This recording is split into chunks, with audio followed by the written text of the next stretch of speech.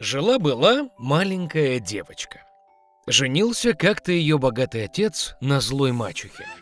Поселилась она в доме со своими 2 дочерями. Были они лицом красивые и белые, но сердцем злые и жестокие. И настало тогда тяжелое время для бедной девочки. Отобрали они у нее красивые платья, надели на нее старую рубаху и дали ей деревянные башмаки.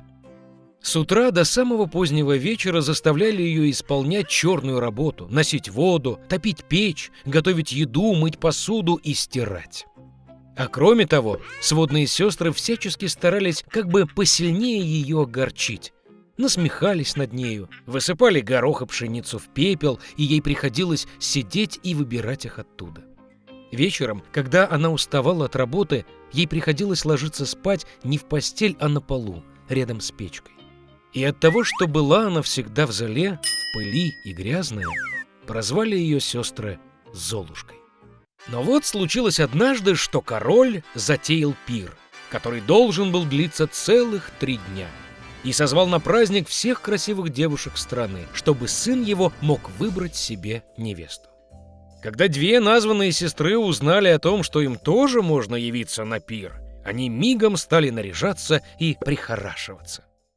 Золушка тоже хотела пойти потанцевать, но мачеха не отпустила ее, потому что у нее не было ни платья, ни туфель, да еще и грязная она. И тут же злая мачеха высыпала миску пшеницы в пепел и сказала, что если Золушка соберет ее за 2 часа, тогда может идти вместе с сестрами. Вышла Золушка в сад и заплакала. И тут прилетели 2 белых голубка, а за ними и целая стая разных птиц. Налетели они на пепел и начали клевать, и так выбрали все зернышки в мисочку. Не прошло и часу, как закончили они работу, и все улетели назад. Принесла Золушка мисочку своей мачехе, стала радоваться, думая, что ей можно будет идти на пир, но мачеха все равно не отпустила ее. Повернулась она спиной к Золушке и поспешила со своими 2 дочерьми на бал.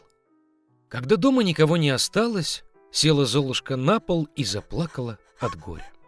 И тут прилетели 2 белых голубка, а за ними и целая стая разных птиц. И сбросили они платья и туфельки, блестящие и все в золоте. Надела она быстро это платье и явилась на смотрины.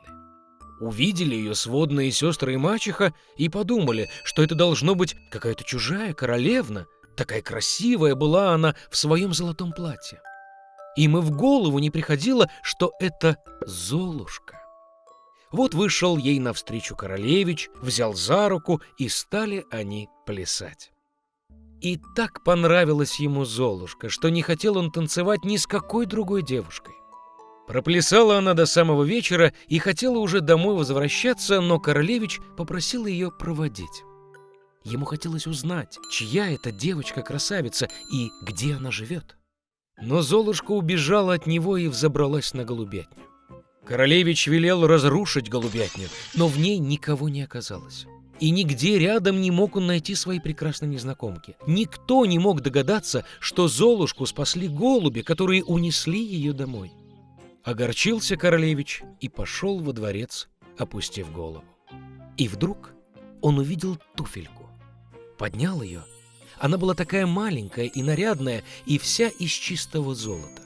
Принц догадался, что когда Золушка от него убегала, то туфелька с ее левой ноги осталась на одной из ступенек.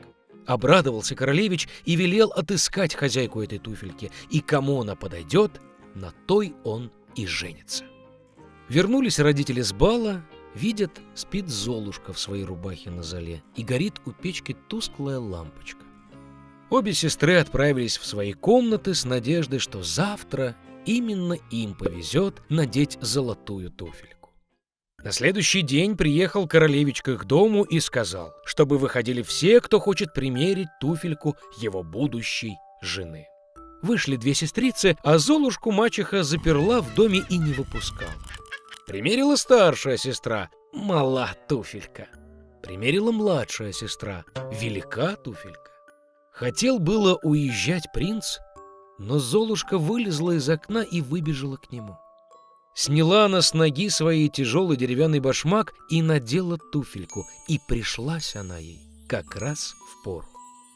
Посмотрел королевич ей в глаза и узнал в ней ту самую красавицу-девушку, с которой он танцевал. Взял он Золушку, посадил на коня и ускакал с ней свадьбу играть. А сестер и мачеху велел запереть в их домике и никогда их оттуда не выпускать.